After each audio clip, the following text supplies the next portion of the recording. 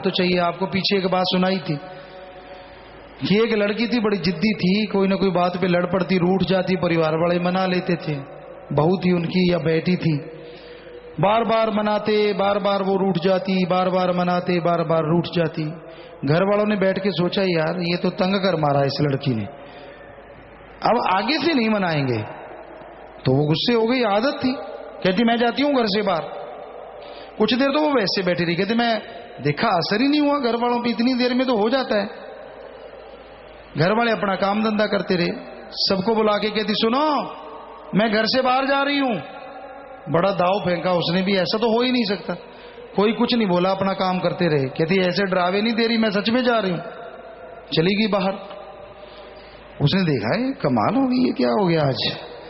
अंदर गड़बड़ हुई पड़ी, भूख लगी, जो कुछ भी हुआ, शाम हो गई, बुरा हाल, खाने में लारे टपक टपक के। कमाल हो गई। गेट की तरफ वहां ऐसी जगह बैठी कि घर से भी मुझे देख लें, कहीं मैं दिख जाऊं और मुझे आवाज दे दें। सामने बैठी दूर, सारे वहां घूम रहे हैं, सारे काम कर रहे हैं, कोई बुला ही नहीं रहा, बैठी रहे। बड़ा काम टेढ़ा हो गया भाई ये तो है। क्या हुआ, शाम हो गई, सारा दिन जो पल पल में खाने वाले होते हैं उनके लिए दिन निकालना बड़ा मुश्किल होता है। शाम का समय हो गया, बकरियां चर के आ रही थी, एक बकरी के रस्सा था तो उसने वो रस्सा अपने यहां डाल लिया। बकरी के डंडा मारा, बकरी आगे आगे, घर में जाना ही था, पीछे पीछे खुद। तो घर वाले बैठे थे सारे, अब बातें कर रहे थे, तो देखा कि है बकरी आ रही है पीछे पीछे वो, और ऐसे लगे कि जैसे बकरी उसे घसीट रही है, ऐसे आराम से ऐसे ऐसे आए कि मैं आना नहीं चाहती, तू मुझे घसीट रही है। पीछे डंडा लगा हुआ, बकरी ने तो भागना ही था। तो उसका बकरी का नाम रखा हुआ था, कहने लगी आज तू मुझे घर ले आई वरना मैं घर ना आती। सारे परिवार वाले हंसने लगे। तो भाई जो ऐसे रूठे हैं उनको बकरी भेज रहे हैं, आ जाओ।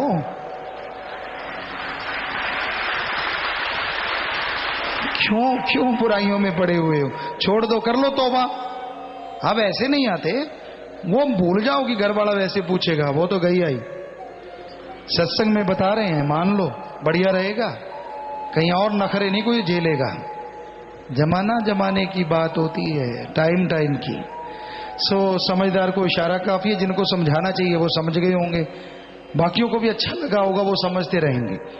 तो इंसान को मन के हाथों रूठना नहीं चाहिए, मन के हाथों पड़ना नहीं चाहिए।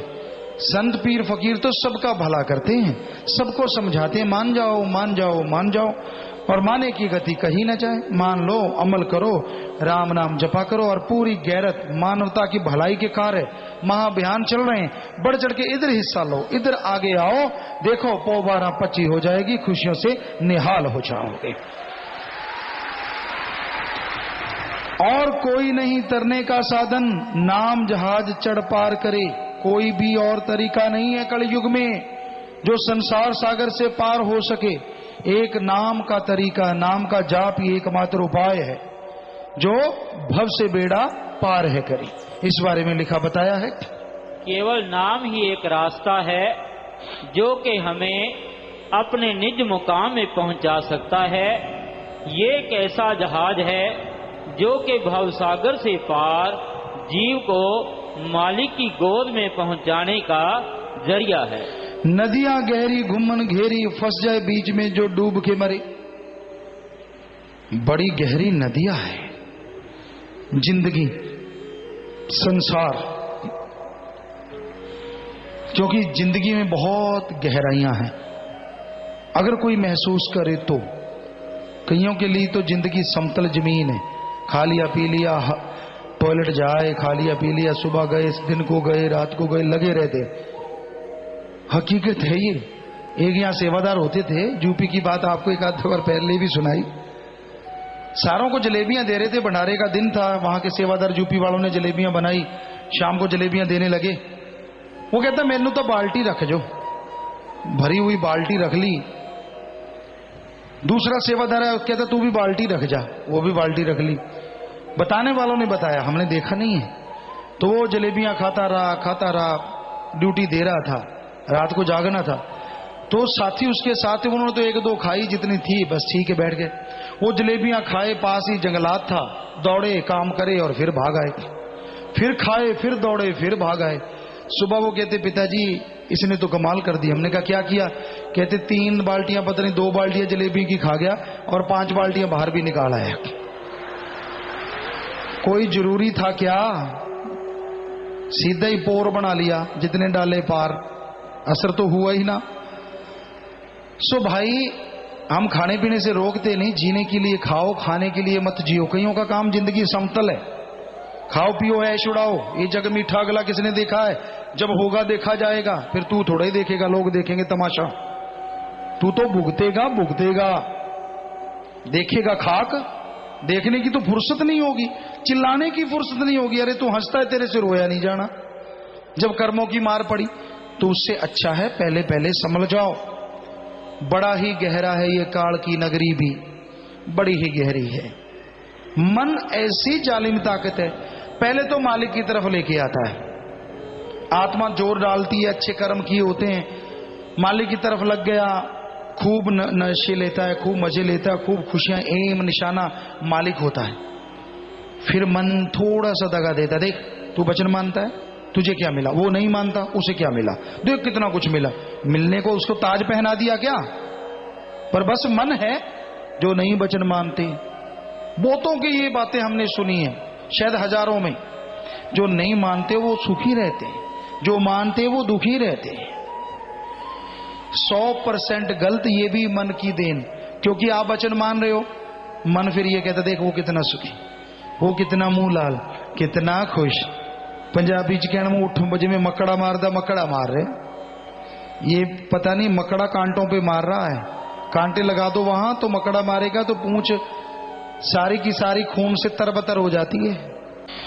भजन के शुरू में आया जी, सागर मारू कोई न तारू, बिना पतवार ना कोई पार उतरे। संसार सागर भय का सागर है। तरह तरह की परेशानियां, तरह तरह की चिंताएं, अपने ही द्वारा बनाया हुआ जाल, जिसमें इंसान फंस के बुरी तरह से तड़प रहा है। पहले बुरे कर्म करता है, फिर जब उनमें फंस जाता है, व्याकुल हो जाता है, फिर तड़पता है, डाहीं मार के रोता है।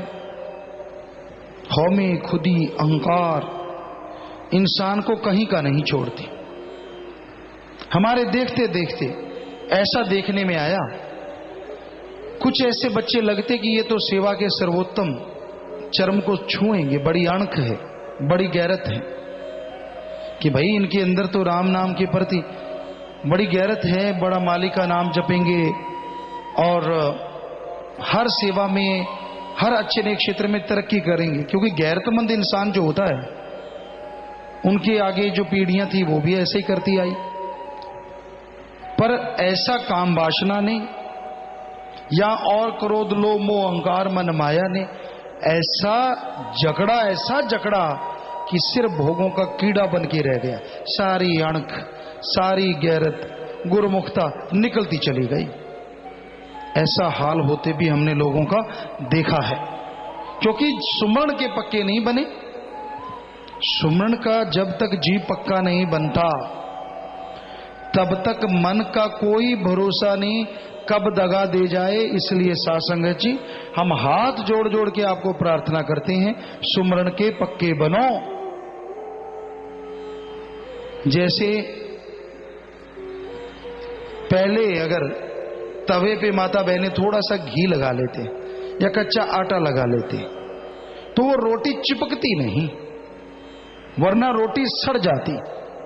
ऐसा होता था, अब भी हो सकता है, होता हो गई है, क्योंकि चीज तो वो बदली नहीं, बनाने का अंदाज बदलता जा रहा है। ऐसे ही सब्जियों को कुछ करना तो उसमें ऐसा करते थे। तो कोई चीज भूननी है तो पहले सामान नहीं, थोड़ा सा घी गर्म किया जाता है।